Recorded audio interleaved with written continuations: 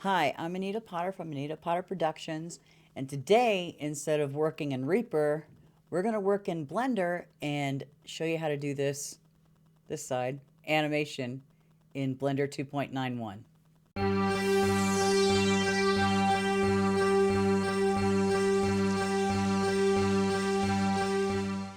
Now, it's like I've never done a Blender tutorial before, so I'm probably going to make a complete ton of mistakes. But that's okay. That's what editing is for. And I have my screencast keys on, and I'm going to get rid of me over here in this corner over here. You can't see that, but I'm in the corner. Yes, that's me in the corner, and I'm gonna hide myself so we can see the Blender view. Now, when I was trying to do this earlier, my screencast keys sometimes will stop working, and I have to keep this panel open so I can turn it off and back on. That tends to fix it. I don't know why it does that, but I digress. We are going to use the Eevee render engine. So I'm going to click on this render properties panel. I'm going to make sure my render engine is set to Eevee. If you have it on cycles, you can certainly use that, but I haven't worked in cycles too much, so I'm going to just switch to Eevee because it's just a little quicker. And it's just a small animation that's going to be off in the top left corner. And also with this tutorial, I'm going to show you how to put it into DaVinci Resolve. And we shall get started. I'm going to gasp, use the default cube. No, say it ain't so. Yes, because, well, I want to use this cube. I'm going to make it a little wider though. So I'm going to tab into edit mode. You see everything is selected. If it's not selected, like if you go into edit mode and nothing is selected, hit A on your keyboard and that should select everything that's in there. So I'm going to go into front view, 1 on my number pad, make sure I'm in orthographic view and not perspective. So 5 on your keypad will go into orthographic or out of orthographic and back into perspective, whichever one you're in. And I'm going to hit S on my keyboard, then X to constrain it on the X axis and drag it. I'm going to hold control and I'm going to drag it out till about, right there. We can scale things down later. Then I'm going to go up here and select face mode. And I'm going to hit A to deselect everything. I'm going to right click on this front face. Maybe. Right click on the front face. I'm going to hit Shift S and I'm going to cursor to selected. And then I'm going to tab out of edit mode because I'm going to add some text. And I want to add text in front of this face right here. We're going to rotate it back later on and then animate it. Do rotation animation on it. It's not difficult. It's a little fiddly if you mess something up, because I tend to do that quite often because I just do. Anyway, we're going to hit Shift A and then scroll down to text and click on it, and it's rotated in the wrong direction, so I'm going to hit R to rotate, X on the X axis, and then 90 on my keypad and hit enter. I'm going to come over here to the text panel and change the alignment to horizontal alignment to center and the vertical alignment to center. And then we're going to change the font because I don't know anybody that likes the standard B font from Blender. This is why we download fonts. So usually if you have them in your Windows fonts, for some reason when I install fonts, they don't go to the Windows fonts folder. So I had to locate where mine were that I downloaded and add it to favorites down here. And then I'm going to choose the font that I use on my website. I'm going to click Open Font. Then going to scale it up a little bit because it's tiny. So I'm going to tab into edit mode, backspace, hit the caps lock button is turn your, see? This is that's what caused that earlier. Hitting the caps lock button messes up my screencast keys. So I'm going to go up here, toggle that off, toggle it back on, and then type subscribe. And that's way too big, so I'm going to tab out of edit mode, and we're going to scale that back down to fit into our rectangle. I'm going to press 3 on my number pad, zoom in a little bit with my middle mouse wheel, and I'm going to move it out away from my little rectangular cubic looking thing. I'm not sure if there's an actual name for an elongated cube, but we are going to extrude out, make our font just a little fat. Where is it? Geometry. Click on the geometry, and here in the extrude panel, I'm going to just click that right arrow to, we'll go 0.04, and then I'm going to zoom in a little more, and then click this little arrow and drag it back on the y-axis. You can do the same thing with pressing G and then Y and then moving your mouse. I have a trackball, so I'm moving the trackball. So now it's right there. Let's add a little bit of a bevel to it. Going to click the depth arrow to the right. Maybe just 1.01 meters, and we'll leave it at that. Let's see, is there, I know there was a shade smooth, but I think that was on something else. Yep, it's not on this one. It would be on, we're going to bevel our cube now. Go to the modifiers panel, add modifier, bevel. Going to select the limit method of angle, and I'm going to move so I can see the side of the cube. I'm going to click on segments to the right, do about 5, press W on our keyboard, and shade smooth. And now we have a smooth rectangular box. But now we get to do some shading, and I tried using my shading.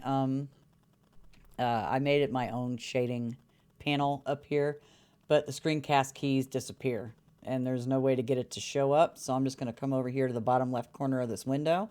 It turns into a little crosshair. I'm going to left click and then drag to the right to split the view. I'm going to hit N with my mouse in the left window. I'm going to hit N to get rid of that panel, and also T to get rid of that, because I'm going to switch this to the shader editor. Click up here in the editor type, shader editor. I'm going to zoom in on this. It automatically loads with a principled BSDF. Over here, I'm going to click on look dev mode and come back over here. I'm going to select this color into a red. Turn those all the way up. The S, V, and A are all at 1. Turn the H down to 0. And let's see. I want it a little metallic. So I'm going to take this metallic slider, a left click in it, and then I'm going to drag over, like all the way to the left. Turn the roughness down a little bit, because you can see you can get the look dev mode has an HDRI in it. And it's all nice and shiny, which I'm not sure if I might put an HDRI on this, but I'd have to look up how to not have it show up in the render. And we forgot something to set our render to transparent. So I'm going to right click on the text. I'm going to press N in this window to get rid of that panel. Come down here to our material tab, press new. I'm going to leave it as a basic BSDF. I'm going to turn the white all the way up. Subsurface color, even though it probably doesn't have anything to do with it, I'm going to turn that all the way up too. Just so, because I want like a complete white text. So that's it for the shading. So I'm going to come down here to this right window till that mouse turns into a crosshair. I'm going to left click and I'm going to drag left, and you'll see that arrow pop up, and you let go of the mouse, and now that window is no longer there. So I'm going to go to rendered view, and you can tell because it's not going to show up very well because this light isn't doing much. So I am going to first, remember, I need to click on the, what is this? Render properties panel. We're going to come down, click the arrow for film, and click on transparent. And now you have a transparent background. Because when you're doing animation overlays, you don't particularly want to have a background image taking up the entire screen and going over what video you're trying to overlay it on. So you want to have transparent. And this is why we're going to, when we render this out after the animation is done, we're going to do it as individual PNG files. And I'll show you how to do that when we get the lighting set up. I also need to change the camera. So I'm going to hit 1 to get back into front view. And I'm going to use a set of keystrokes, hotkeys, to set the camera to my view. So I'm going to hit Control, Alt, 0 on the number pad, and now the camera is right there. But when I move the camera, because I want this to be in the top left corner, I'm going to press G and move it down until it is in the top left corner. But maybe you don't want to see the bottom of your mesh right there. So I would have to change the camera from perspective to orthographic. I'm going to click down here in the panel. Now, when I was doing this earlier, I had issues getting it to view the camera. So I'll probably show you exactly what issues you can face with changing the camera to orthographic. Because when I try to select the camera, if it's not selected, oops, press 0 to get back into the camera mode. Press G, middle mouse click, and then try to scroll back, and it disappears, which is not good. So let's see, orthographic scale, we'll turn it up. Then I'm going to press G, and we're going to move it again. It still looks a little too big. I don't really want it to take up a ton of space in the video area, so I'm just going to keep going down and then pressing G to move the camera. That looks all right there. So now you can see that camera is massively bigger than, say, if it was perspective. So we are going to now set up a light. So I'm going to Shift A, add a light, and we're going to choose an area light. Now, wherever your 3D cursor is, that's where your mesh or your light or whatever you add to it is going to show up. So I'm going to grab that green arrow, which is constraining to the y-axis, and I'm going to drag it back. I'm going to press 3 on my number pad to get it into side view. I'm going to go press R, X, 90. R is to rotate. X is to constrain the rotation. And then you just type in 90 to get the angle, and then press Enter. So we're going to go into camera view. See, it's not bright enough. As you can see in here, if we zoom in, that lamp is not very big. So we are going to change the size of it to cover that, and then we're going to try to get the power up. Well, let me type in 1,000, go from there. Wow, that's small. That is really weird. Maybe we should not have it so metallic. So I'm going to go to the material tab, scroll down to metallic. I'm going to go back into camera view real quick. And then we're going to turn the metallic off. And it's, yeah, I think that's the specular. Let's turn the specular. No, up, off. That is really weird. Maybe the lamp is too close. Let's find our lamp, which is right there, and I'm going to back it off. Wait, you know what else? We need to get rid of the point lamp that's in there. I'm going to hit select it, X, delete, back into camera view. Okay, that's look dev mode. I don't have an HDRI. That would have to be something done some other time. But now it's like the light's not doing a good job here. I'm going to go back into camera view. I'm going to keep the lamp selected. I'm going to press G, Y. Not that I can, okay.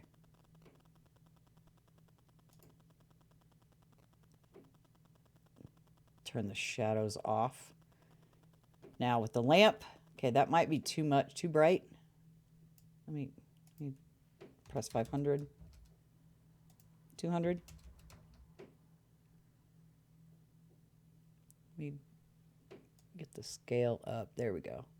Make it, well, if I do the scale, then it darkens up. So we're going to ramp up the wattage to 300. Let's go back to 500 and double check.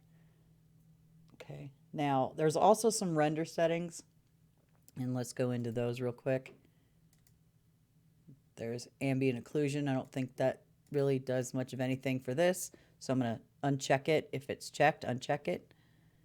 I'm going to click on the bloom, and it's might be too much, so I'm going to turn the intensity of it down. Left click in there and drag to the left. I don't want to drag it all the way off. I want some thing, so maybe 0.04 would be fine. And I think got screen space reflections on, and definitely want motion blur turned on as well. So now we can get into animating this little thing. But first, I don't want to like have to animate the text and the cube separately. So I'm going to parent the subscribe text to this mesh.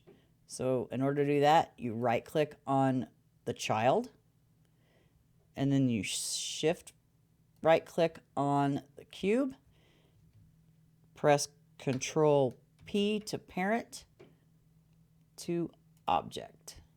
So now when I hit A and unselect everything, when I just press R to rotate it, the text goes with it. So now what we're going to do right at the moment is I'm going to rotate this cube so the subscribe is not showing. So I'm going to go RX minus 180. So now it's just back. And then I'm going to hit Control and drag it up on the Z axis out of the frame. And I believe that was 3 times. So I'm going to go ahead and we're going to start animating. Let's see, go to item, and it's easier to do it from here than to try to insert location. So if your panel's not showing N, press N to locate it, and then click the item tab. And we are going to animate it first on the Z axis, and then we'll rotate it along the X. I'm going to go ahead and lock the Y axis because we're not messing with that at all. So I'm going to hover over the Z axis, press I on my keyboard to insert a keyframe. So I'm going to let it take 2 seconds, or maybe not even that. Let's just go 1 second. I'm going to left click on the Z axis arrow. I'm going to hold Control. I'm going to go 1, 2, 3, and then I'm going to hit I over the Z axis again. And now we're going to play with the rotation. So we're going to hit I. Let's go ahead and lock the rotation on the X and the Z. So I'm going to hit I over the X, And then I'm going to scroll to, let's see, how long do we want this? I've set this up to 30 frames a second. So how long do we want it to take to flip back over to say subscribe? 2 seconds. So 60, 90. I'm going to go to frame 90 and I'm going to hit R, X, 180, hit enter, and then we're going to insert keyframe there, and we're going to let it sit for, let's see, I want this to be a 10-second animation, so click in here and type 300, press enter, and then you'll get 300 frames. I'm going to hover over the timeline here and middle mouse wheel down so I can like have everything in the view. This might or might not end up being 10 seconds long. I'm not entirely sure. I usually set it to an even number frame. So I'm going to click that. Where did my animation keyframes go? Shoot. I don't know where my frames are. This is what happens when you click out, but you would think they would show back up if you just click on it again. I don't have a clue. I'm going to pause and figure this out. Figured out the problem. I had hit shift over the timeline and then scroll up on my middle mouse button or something, or did something somewhere, and it made all my keyframes disappear. So they're back now. So if they ever disappear, something silly like that, press shift and scroll on your mouse wheel. So they're back. So now we can go back to frame 90. We're going to hold it there. Now let's go 3 seconds. So 3 times 30 is 90. So 10, 20, 30, 40, 50, 60, 70, 80, 90. I'm going to go to frame 180. And we're going to hit I over the X rotation again. And then, see how many frames did we take to rotate? 30. 10, 20, 30. We're going to go to 210. If you ever like accidentally click over to a frame not next to it, you can use your left and right arrow keys to get back. So I'm going to hover over the X rotation and then type in 180. And then I to insert a keyframe. And then we'll take another 30 frames, 10, 20, 30. And we'll hit I on the Z location. And then, I probably could have done that on this frame. So let me hit Control Z to undo that. I'm going to click this keyframe here, back over to this keyframe, and then we'll hit I over the Z location. Now I'll go to 240. Left click on the blue arrow, Control, and drag it up out of frame, and hit I on the Z location again. I'm going to click rewind, and we're going to play it and see how it goes.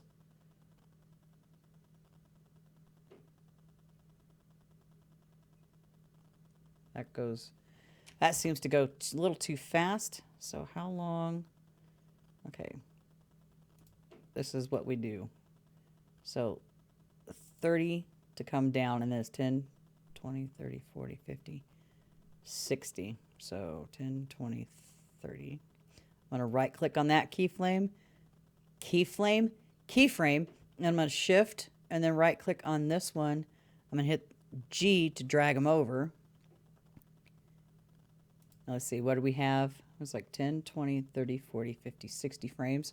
So 10, 20, 30, 40, 50, so at 230. So I need to drag them back. So I'm going to hit G again, drag them back over to 230, and the end will be 260. So we're going to hit rewind again and play it.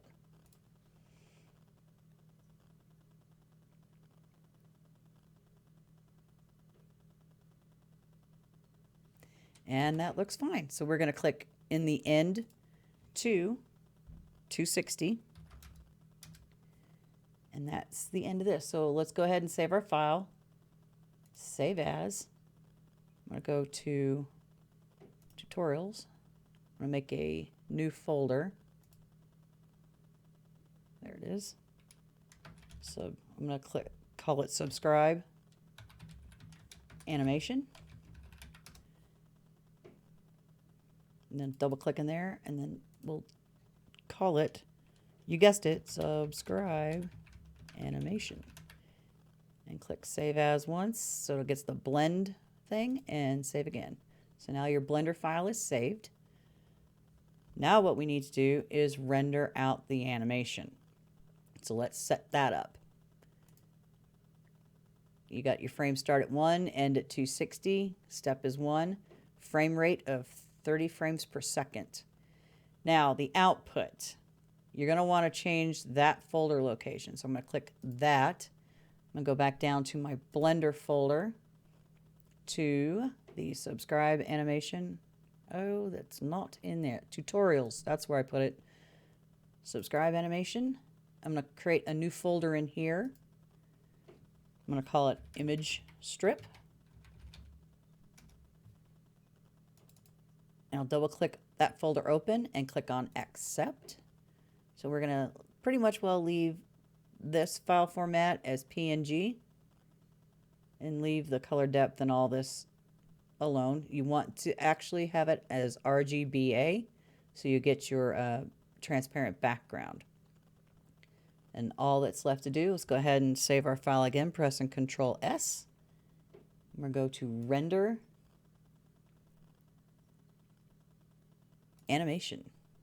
And our render is done. So now I'm going to make sure this is saved.